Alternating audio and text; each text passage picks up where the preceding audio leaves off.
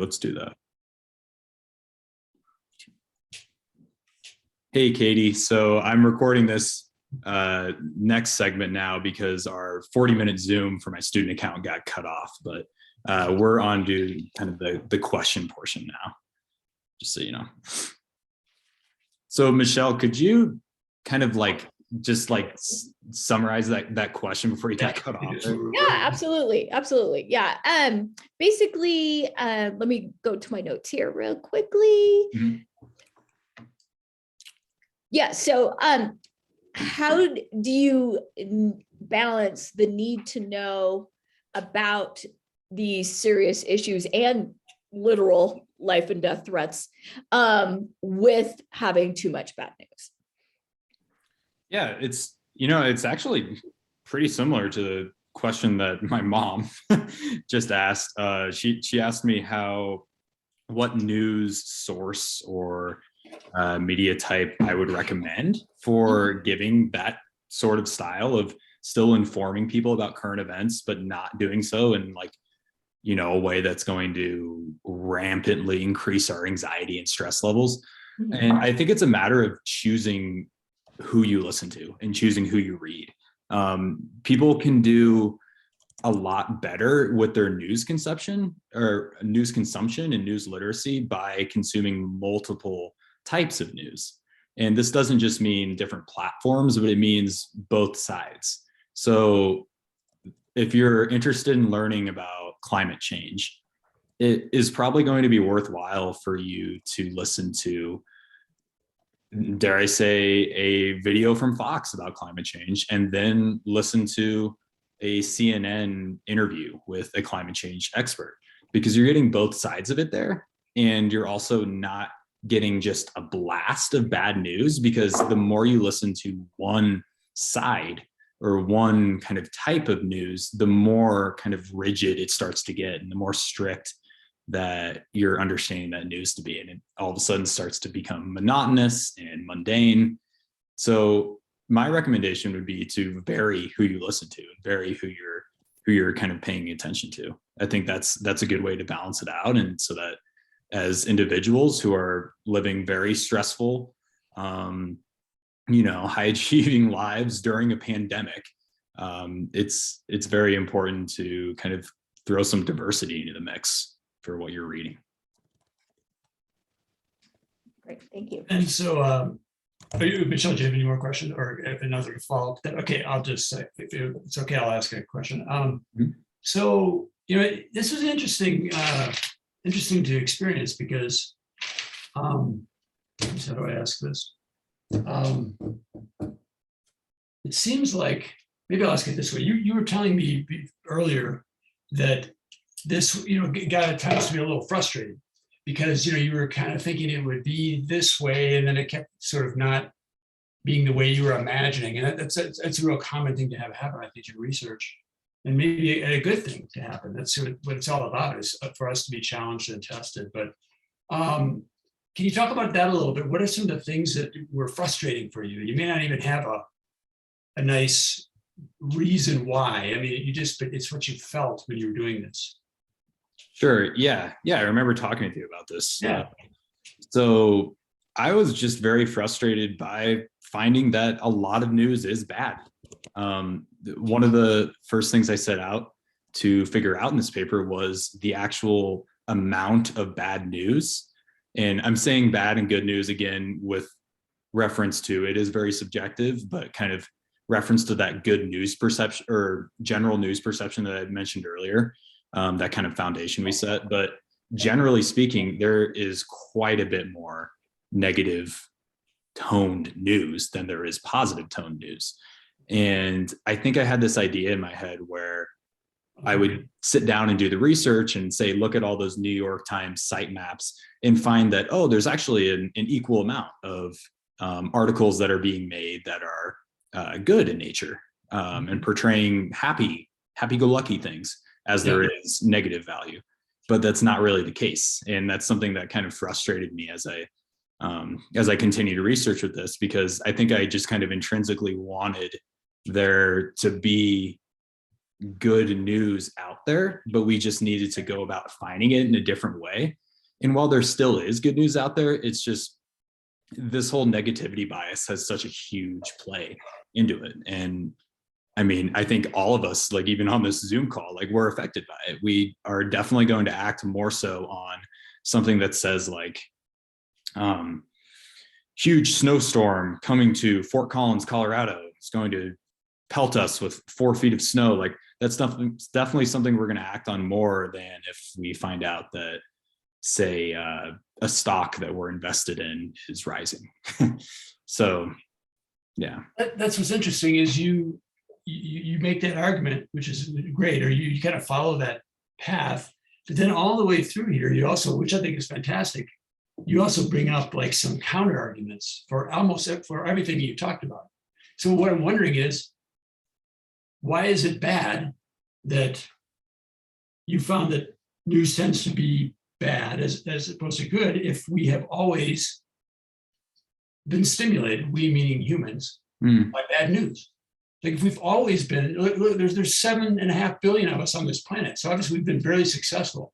The gorillas, they're just kind of huddled together, just waiting to die. We're all over this planet. We've been incredibly successful, and we like bad news. I mean, just kind of more of a fun thing to think about, like. No, that's bad, or it's. I mean, that's a very interesting kind of philosophical question almost to think about. But to me, I think it's something that doesn't have to stay that way. For whatever reason, I'm immediately thinking of, I think it's the Third Amendment in the US Constitution right now, where is that the one about how America has to, or citizens would have to like hold soldiers if during a time of war or something like that. There's this, there's that amendment. But so like if you looked at that today in December 10th, 2021, who the hell is using that amendment? Like how that is extremely outdated. Yeah. And I'm not saying that the element of the negativity bias in humanity is extremely outdated, but I think it might be a little bit outdated. I think humanity is, and like as a society, we've ascended to basically the top dogs on Earth. We're the civilization to be, more or less. So I'm not sure that being frightened of threats and constantly seeking out things that are damaging to us is something that we still need to be kind of wired into thinking. Mm-hmm. I think there actually is a very interesting argument to be made that if we began rewiring humanity to start seeking out good and to start putting peace before violence, just because we don't need to push forward with violence anymore at the state of where Earth is at, I think there's an argument to be made that that could further improve humanity. But yeah, I don't know. I really like that question. That could be a whole other thesis, quite honestly. Yeah. And that's kind of what I'm getting here. I'm just excited that you just jumped in and you're just, you just sort of, it's almost, you lifted up the manhole cover and you're looking down in there. And that's what's exciting. And then be ready, as you know. I think it's it's an obvious thing to say that going on with that metaphor, you pull off that manhole cover, you look down, there's a massive sewer system down there. And I'm not using the metaphor of sewers because it's bad. I'm just saying that it's this complex network of stuff going on that really goes all over the planet. And you're just starting to tap into this stuff. I could talk to you about this stuff for 8 hours. I mean, seriously, all these things like negativity bias or this notion of mean world theory type stuff. You weren't citing George Gerbner, but he's got this idea about cultivation, and then the notion of media effects. Do media really affect us? And on and on and on. But here's just one more question for you, I guess, if we've got time. What would you want to do next? Okay, so you've done this study. I think maybe Katie would ask this question too. Mm-hmm. What would you, what do you think? And man, if I know you're busy, but if suddenly someone said, "Hey, Ben, here's some time, here's some funding, do a study that takes the next step," what do you think that would be for you right now? So I talk about it a little bit in the recommendations. That's right. Yeah, yeah. This is like very, my like next steps for my thesis are very akin to a lot of similar research papers next steps, in that there just kind of needs to be more research about the relationship between poor news exposure, or like news that depresses us, with our cognitive function, kind of how those two things are like related to one another. Right. And there are several studies that have explored it, but there's just not enough out there to make kind of concrete evidence. Like, for example, like, or not for example, but like the metaphor I'm thinking of is like, the virus is harmless in rats, but we don't know what it's going to do in humans. That's kind of like the emphasis of how bad news is affecting our cognitive function and where we're at in terms of research with it. There's been a decent amount of publications out there that have looked at how they increase like our chemical levels of dopamine, whether that's good or bad, news, and how it can increase worries and anxiety, or even instill like clinically proven depression. But I think there needs to be more research, specifically within that sector of mental health, before any very concrete kind of takes can be made. And that's something that I think I would like to pursue more.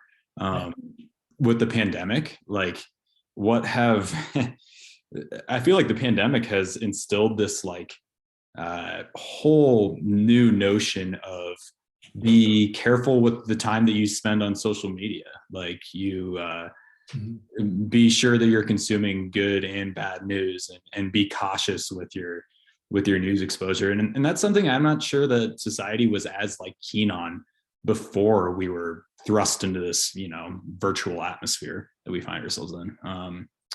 So yeah, I think it's very relevant and pertinent to today. And it's something I would explore more, that kind of relationship between mental health and a bad consumption of news. Yeah, good. That's a good idea. Michelle or Teresa, do you have anything? Are we the four here? They're still here? This kind of builds upon like Joe's, what you were discussing with Joe originally in Joe's first question, but you responded about like using the word seeking out, like what people were seeking out, and kind of building on that. You analyzed pieces, all the way back to 1900. And then now, with Web 2.0 and social media, digital media, and in so many cases now where people are not even necessarily seeking it out, it's coming at them. And I was just wondering if you when you were doing your research, if you kind of thought about that, or as you were looking at the New York Times, again going back that far, and thinking about how the media, how the news is delivered to us, if you thought about that aspect of things, and again the effects of that, which I know some of it we already do know, but curious on your thoughts on that. No, it definitely is something I thought deeply about when I was thinking, or when I made that whole section on that slide that I have, where there's that like really corny picture of what did it say, like Elvis is abducted by aliens or something like that, and kind of exploring that like sensationalism aspect to journalism, as opposed to just reporting like Ben got up this morning and made a cup of coffee, he was happy. Like that's not news. But that sort of like crazy, like sensational style of Elvis being abducted by aliens is like the equivalent of having super smelly garbage. Like it's going to grab your attention. And in that case, I don't know that people are seeking it out. I think headlines that are kind of worded that way, or stories that are made in the way to not just like grab people, but to grab them by the horns and shake them until they read the story. I think that's kind of a big aspect of a lot of the poor news that I'm talking about that is kind of degrading and very harmful to our anxiety, to our stress levels, to creating kind of like depression amongst us. I would say that kind of sensationalism journalism is on the decline. At least I would hope, being a journalism major. But I think in recent years, within like the past 10 to 20, while there has been more of an emphasis on like bad news, I guess, because generally things haven't been going great in America lately. I do think that news entities are becoming more respectful about the way that they're wording things, especially in headlines, because they know that most people are headline readers of news. Like they're going to get their news feed or their kind of consumption for the day by looking through the headlines that come up in their Outlook inbox in the morning. They're not going to actually click on the stories. So they know that they need to give kind of a good pitch in that, but also do it so in a way that isn't, Elvis is getting abducted by aliens. Something just a little more kind of like chill, I guess. Right. Yeah. I've just got one, more question. I mean, I can always come up with more as long as you guys want to sit here. It's Friday evening, right? Yeah. We'll talk about this forever, but we'll get cut off, I guess, here in a little while. But one question I have too, like maybe almost a plug for, I like what you were talking about as far as the next move would be to do this kind of psychological study and think about cognition and what's the influence of these bad news kind of content and these texts on people. That's fantastic. And but one thing I'd recommend too would be, and this is the plug up, which I'm a qualitative researcher, would be to also do some like ethnography, like something where you're observing, you're sort of participating in this process of consuming news. You are interviewing people, you are, it's something that lasts a long time, a relatively long time. It's not just a one-off, you interview someone, but maybe you spend some time with them. Like even your mom was saying that she has a way that she negotiates and filters. Yeah. So that, and those are the kinds of things that you would discover or observe in those cases would be routines and negotiative habits that people have to deal with what you're indicating here could be problematic. Like for instance, this is kind of interesting, but I'll share a little about myself. Whenever I look at YouTube, which I'll do once in a while, like I'm kind of bored, it's just a thing. I'm going to just surf, like everyone does these videos. I'm a visual communicator, so I'm always interested in that sort of thing. Where I always end up on YouTube, which is kind of crazy. Animals killing each other.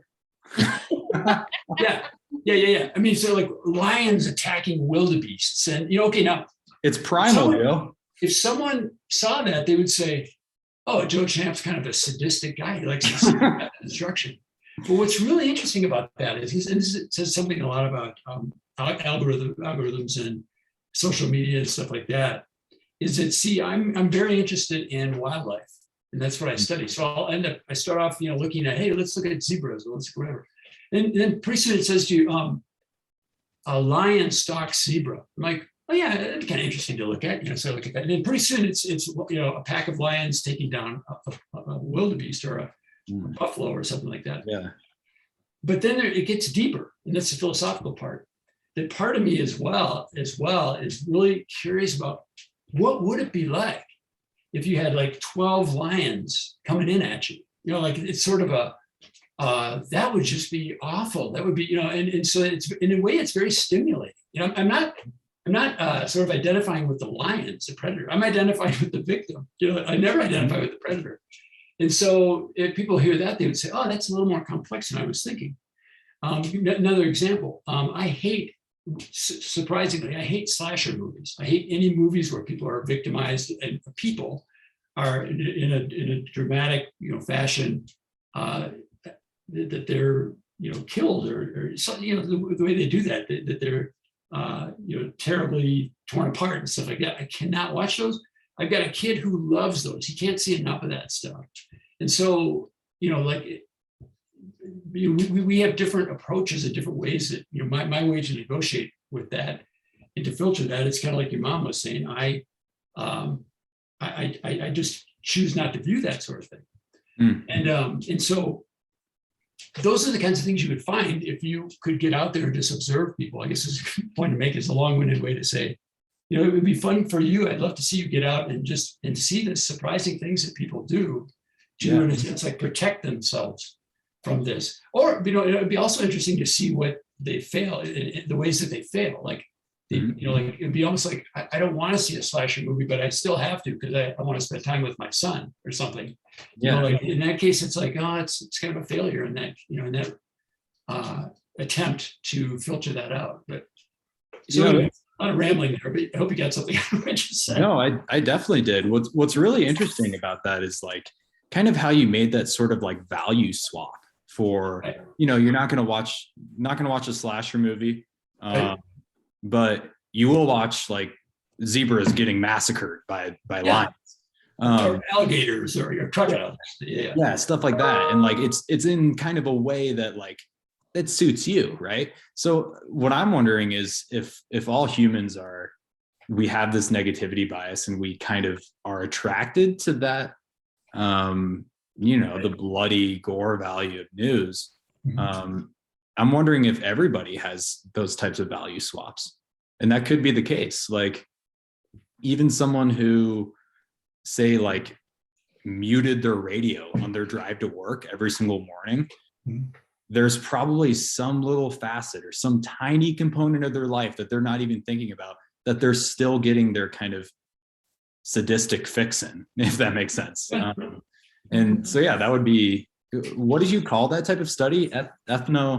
Like ethnography, which is, it's like qualitative research on steroids. I mean, it's you're sort of in the environment, and I'm more and more I'm encouraging people to do both, to do surveys and to do content analyses, but then also every once in a while jump in. Like Katie's out in Hawaii. I mean, she's there on the ground. She has to go there to get her information, but I'm guessing she's getting all kinds of insights from just being in that environment, being there.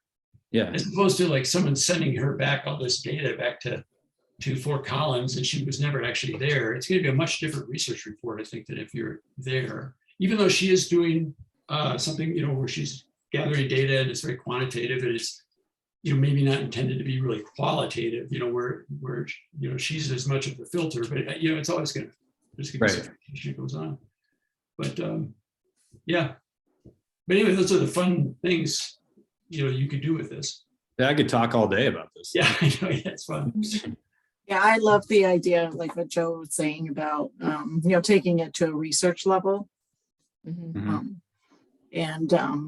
Like starting small, like going to sides of the spectrum and how, I always wonder how the mental illness impact is on,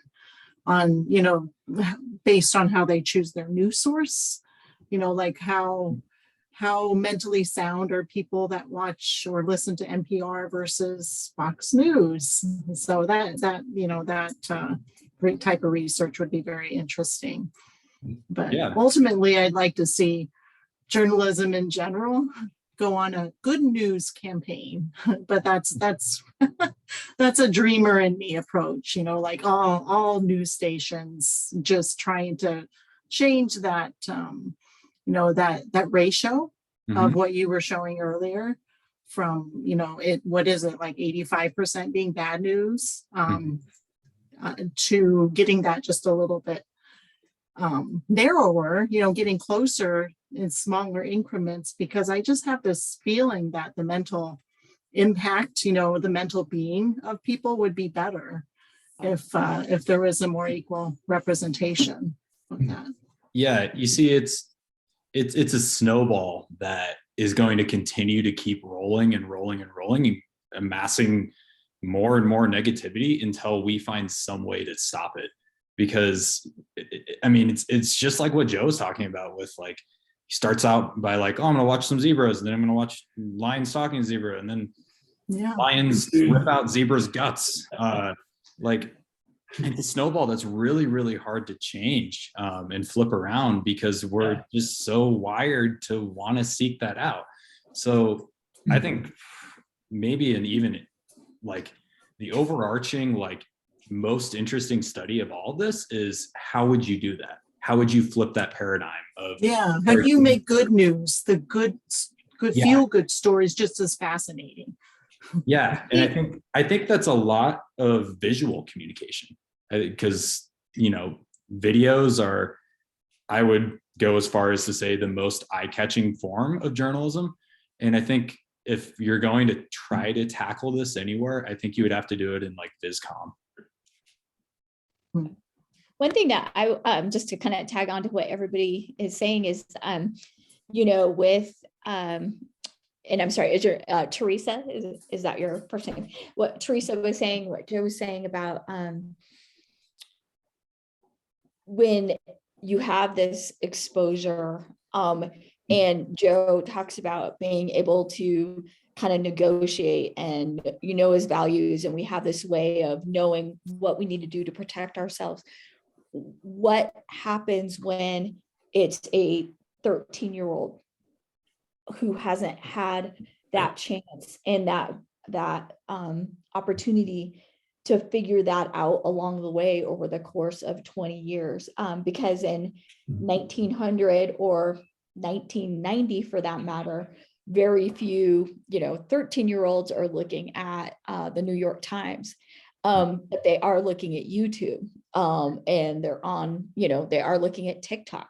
And with all, I mean, there's been so much, as so much news about this recently. It looks like, we have 10 minutes here, but and that's what comes to mind for me, probably just because I'm have a child, and thinking about that sort of thing of like, this is fine, like, okay, adults, but God, like, geez, where does the 14-year-old ever have a chance here?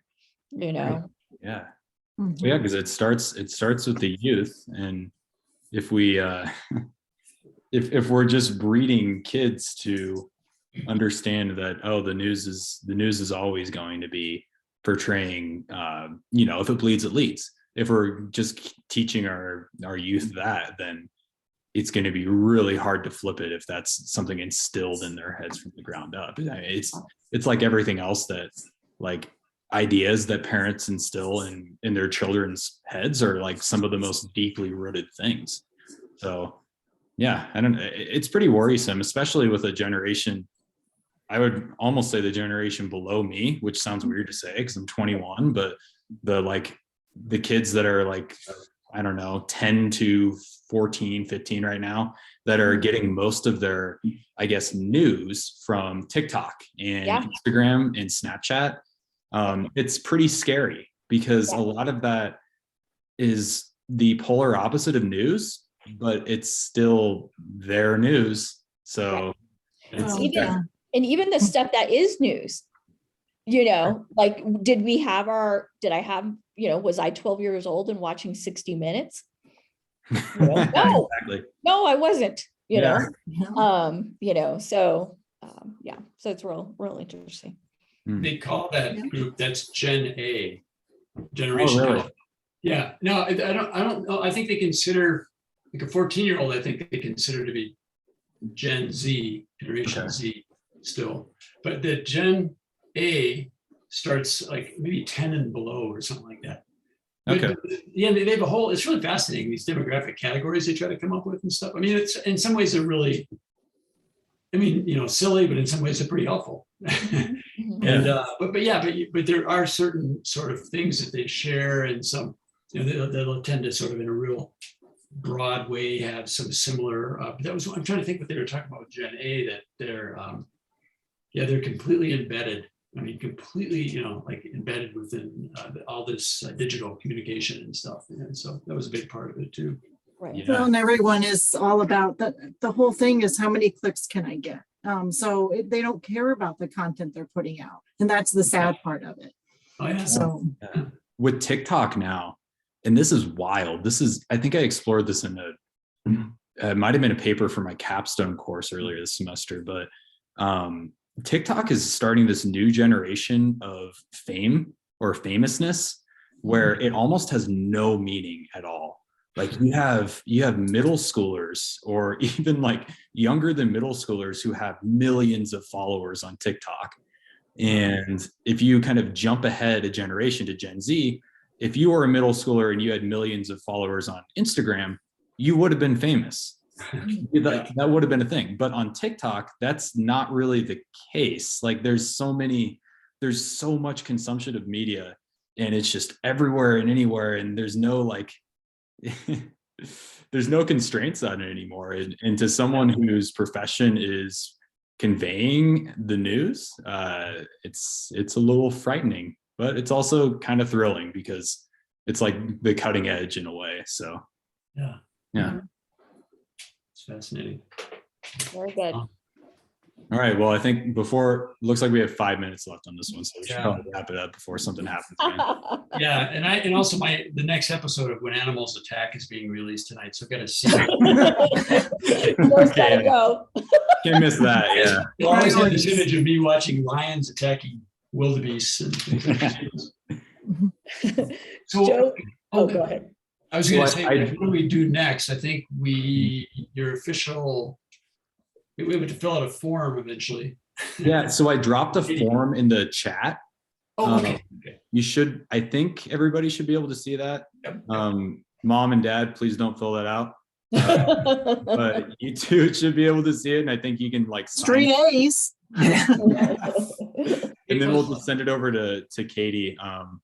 And she can sign it, I guess, after she's like watched the recordings and stuff.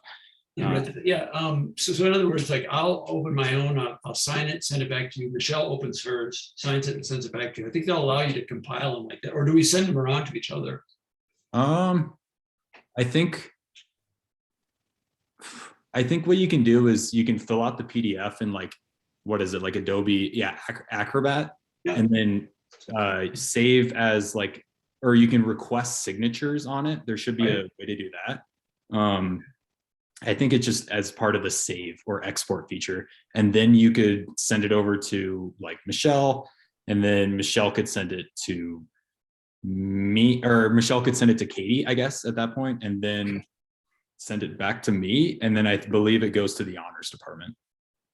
Okay. And then, there's also things that we would fill out, which we could actually do next week or next when we have a chance to see Katie, Michelle.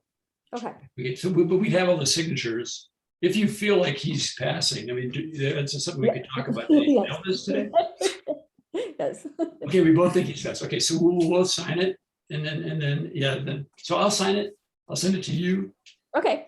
You send it to. I think she can just send it right to Katie. Yeah, she should be able to. Yeah. And then we'll have to just touch base, and there's a couple things we have to fill out at the bottom, like introduction, body, how was the body of this, presentation, conclusion, delivery, overall impression, stuff like that. Okay. So cool. Right. All right. Well, thanks everyone. Yeah, great work. Good job, Ben. Well done, Ben. Thanks. Hi. All right, Nice to meet everybody. Yeah, nice to meet you. yeah, nice to meet you.